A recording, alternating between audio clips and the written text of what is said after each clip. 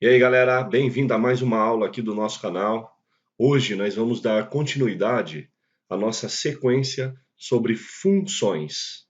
Eu sugiro que, se você não assistiu o nosso vídeo 116 sobre definição de funções, eu sugiro que você volte lá, assista, ele é um vídeo curto, e depois você volte para cá, tá legal? Agora, se você quiser continuar daqui, vamos nessa. Nas aulas anteriores, nós vimos a definição de funções e nós vimos que a matemática ela tem mais de um recurso para expressar uma função, mas, inegavelmente, o plano cartesiano é o principal recurso que a matemática usa. Então, você deve estar acostumado, por exemplo, a assistir jornais ou ler em revistas, e sempre quando apresenta um gráfico, normalmente ele é apresentado no plano cartesiano. E muitas vezes esse gráfico representa uma função. Por exemplo, ó, trouxe para você aqui para a gente analisar esse gráfico. Esse gráfico, por exemplo, ele é o gráfico de uma função. E perceba que ele retrata aí um problema que nós estamos vivendo atualmente, que é o problema do coronavírus. Toda essa questão de quarentena, né? E aqui, ó, só para você ter uma ideia, é um plano cartesiano, onde o nosso eixo horizontal, né, a abscissa, o eixo x, está representando o período aqui, ó. E o eixo das ordenadas, nós também temos um vídeo no nosso canal sobre plano cartesiano, está representando o número de pessoas. Perceba essa curva muito acentuada que representa justamente a função entre o período e o número de pessoas que foram contaminadas, né? Casos confirmados. E aqui, ó, de vermelhinho, uma outra função. Então, eu representei aqui duas funções no mesmo plano cartesiano. Isso pode acontecer, que é o número de mortes no Brasil até a data do dia 28 de março, tá certo? Interessante aqui fazer um comentário, pessoal, que esta curva aqui, ó, é laranja, ela é uma função que daqui a algumas aulas nós vamos abordar aqui no nosso canal, que é a função exponencial.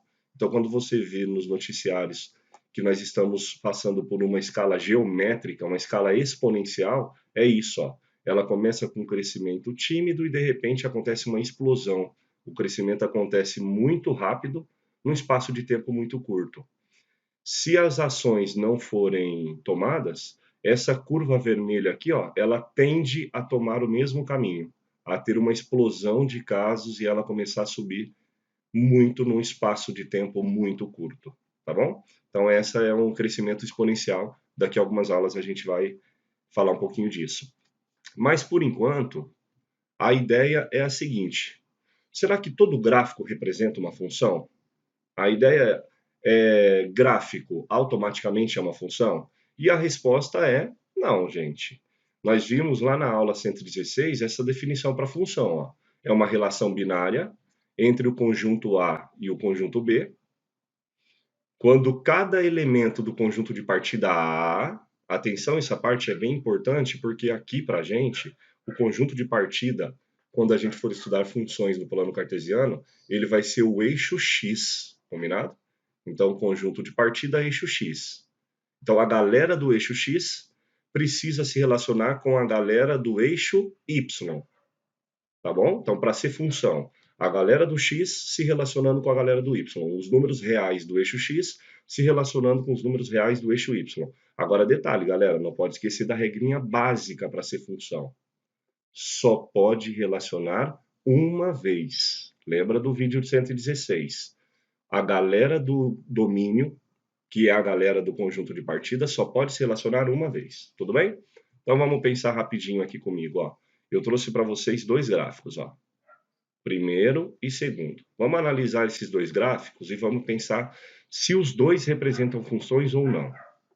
Vamos ver aqui o primeiro gráfico, ó. Tá vendo o eixo X? Tá vendo o eixo X, ó?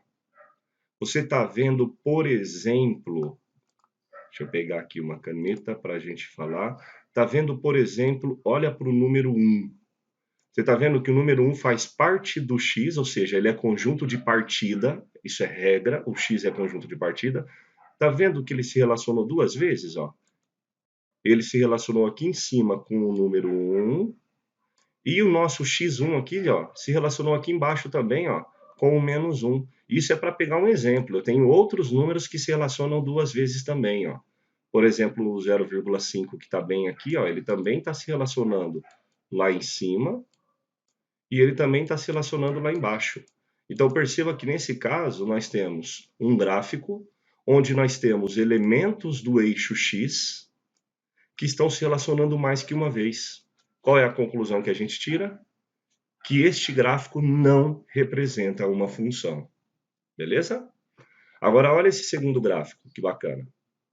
Perceba que, se você fizer uma análise de todos os valores de x, ó, qualquer valor de x que você pegar, se você pegar esse valor de x, ó, você vai encontrar o gráfico aqui. Isso quer dizer que ele está se relacionando uma vez só com esse elemento aqui, ó. Tá vendo? Ele está formando parzinhos. Então, se você analisar, todos os elementos do eixo x se relacionam apenas uma vez com a galera do y. Qual é a conclusão? Este gráfico representa uma função. Tudo bem? Então é a mesma regra lá do vídeo 116 dos diagramas de Venn. Se tiver alguém do conjunto de partida se relacionando mais que uma vez com a galera do conjunto de chegada, então não é função. A diferença é que agora o nosso conjunto de partida é o x e o conjunto de chegada é o y. Valeu? Então é assim que você vai bater o olho e determinar se é função ou não. Vamos fazer um testezinho rápido. Qualquer coisa, você nesses testes rápidos, galera, você pode ir parando o vídeo, dar um pause, responde e depois dá um play para conferir. Tudo bem? Então vamos lá. Ó. Aqui, só para alertá-los, isso aqui a gente já viu em algumas aulas anteriores. Deixa eu trocar a cor aqui. Então, isso aqui está dizendo assim, ó, qual dos gráficos não representa uma função? Isso aqui, gente, ó, nós fizemos já uma aula sobre linguagem. Aqui está dizendo assim, ó, não é uma função de reais, números reais, se relacionando, essa setinha significa relação, com números reais. Então eu quero saber qual dos gráficos não representa uma função de reais se relacionando com reais. Lembrando que o eixo x é o conjunto de partida e o y é o conjunto de chegada. Dá uma analisada aí. Bom, gente, agora que você já analisou, vamos ver se você mandou bem? Apenas o gráfico E, pessoal. Esse aqui é o único gráfico que não representa uma função. Bem rapidinho aqui, ó. Por quê? Porque ele é o único gráfico onde eu encontro elementos do eixo x. Ó, vou pegar esse carinha aqui, por exemplo. Ó, imagina onde eu estou marcando de vermelhinho. É um elemento do eixo x. Procura gráfico, ó. Você vai perceber que ele está se relacionando aqui em cima com esse cara aqui, ó. Não vem ao caso qual é o número, mas ele está se relacionando. E ele se relaciona de novo aqui embaixo, ó. Com esse carinha aqui, ó. Tá vendo? Então, olha, nós temos elementos do eixo x, esse não é o único, se relacionando mais que uma vez. Então, ele não é uma função. Se você parar para analisar, nenhuma outra situação, ó, você vai encontrar isso. Ó, todos os elementos. Ô, professor, mas se você analisar o item B, você vai encontrar números de y se relacionando duas vezes, ó. Aqui e aqui, tá vendo? Ele se relaciona aqui com esse número e ele se relaciona aqui com esse número. Mas lembrando, galera, que o eixo y é o conjunto de chegada. O eixo y, tudo bem, ele pode se relacionar mais que uma vez. Quem não pode se relacionar mais que uma vez é a galera do x, conjunto de partida. E isso só aconteceu na E. Então, a E não representa uma função. Valeu? Continuando, pessoal. Muito bem. Se você já entendeu a definição de função, você deve se lembrar que uma das principais coisas que a gente precisa saber numa função é justamente o domínio da função e a imagem. E aí a gente fazia por diagrama, lembra? Da bolinha com a setinha. A questão agora é a seguinte: PK, como é que eu determino o domínio e a imagem de uma função a partir do gráfico? Então vamos lá. Vamos começar por domínio. Eu trouxe aqui uma função. Pode perceber que ela é uma função, ó. Você não encontra ninguém do domínio se relacionando mais que uma vez. E vamos começar com o domínio. Como é que eu vejo quem faz parte ou quem é o meu conjunto domínio a partir de um gráfico? É só você analisar, pessoal, qual é a projeção desse gráfico no eixo das abscissas, ou seja, no eixo X. Por exemplo, ó, olhando aqui nesse plano cartesiano, qual foi o primeiro valor de X onde você consegue enxergar um gráfico? Pode perceber que foi no X, 0. Tá vendo? Eu vou fazer um corte aqui, ó. Ó. Nós estamos vendo o gráfico da minha linha pontilhada até a minha nova linha pontilhada. Perceba que nós estamos vendo gráficos daqui até aqui. Deixa eu pegar o ponteirinho para você enxergar melhor. Nós estamos vendo gráficos daqui, ó, daqui, estou analisando o eixo X, tá? Até aqui, ó. Então, tá vendo? Se eu perguntasse para você assim, ó, em que intervalo do eixo X você está vendo o gráfico? Você vai responder para mim, do 0 ao 24. É isso, galera. Isso seria o domínio dessa função. Seria a fatia do eixo X onde você enxerga gráfico. Olha só como é que ficaria a resposta. Ó. Domínio, intervalo do 0 ao 24. Ou você também pode escrever assim, né? Ó. X pertence aos reais, tal que X é menor ou igual, ou melhor, 0 é menor ou igual a X, que é menor ou igual a 24. Tranquilo? A imagem, pessoal, é o mesmo raciocínio. Só que ao invés de você olhar para a projeção do gráfico no X, você vai olhar para a projeção do gráfico no Y. Então, por exemplo, olhando aqui no Y, onde eu vejo o gráfico? Pode perceber, ó, eu vejo o gráfico do menos 5, ó, pode olhar, estou fazendo um corte aqui, ó, ao 13, tá vendo? Eu vejo o gráfico do menos 5 ao 13. Então, existe gráfico no eixo Y que vai do menos 5, tá vendo? Aqui começou o gráfico, olhando no Y, e ele foi até o 13, perceba? Então, a fatia do eixo Y em que eu encontro o gráfico é do menos 5 ao 13, neste intervalo. Essa é a imagem desta função. Vai ficar assim, ó, imagem do menos 5 ao 13. Ou assim. Perceba, pessoal, que tá vendo que os intervalos estão fechados, ó? Porque nós temos bolinha fechada, bolinha fechada. Tá certo? Outra coisa, ô professor, e se esse gráfico subisse até o infinito e descesse até o infinito negativo? Qual seria a imagem? Seria conjunto dos reais. Então, muitas vezes, o nosso gráfico ele vai ser infinito. E aí, nesse caso, os domínios vão ser reais se for infinito para os dois lados do x, e se ele for infinito para cima e para baixo, quem vai ser igual a real vai ser o conjunto imagem. Valeu, gente? Então, se tiver alguma dúvida, a gente esclarece agora. Teste rápido. De novo, dá um pause no vídeo, tenta responder para mim antes do professor dar a resposta. Então, eu quero o domínio e a imagem desses dois gráficos.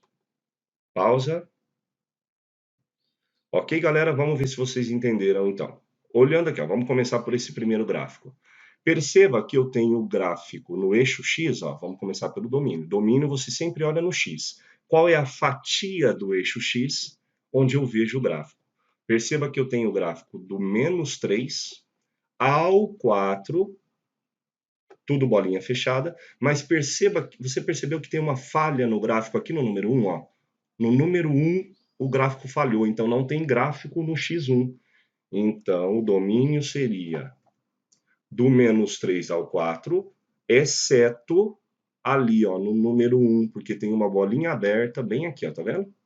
Então, uma falhazinha no gráfico. Esse é o domínio. Ou eu poderia escrever assim, do menos 3 ao 4, diferente de 1. Tudo bem, pessoal? E a imagem é o mesmo raciocínio. Mas perceba que, ó, o gráfico começa no menos 2, mas no menos 2 eu tenho uma bolinha aberta, ó.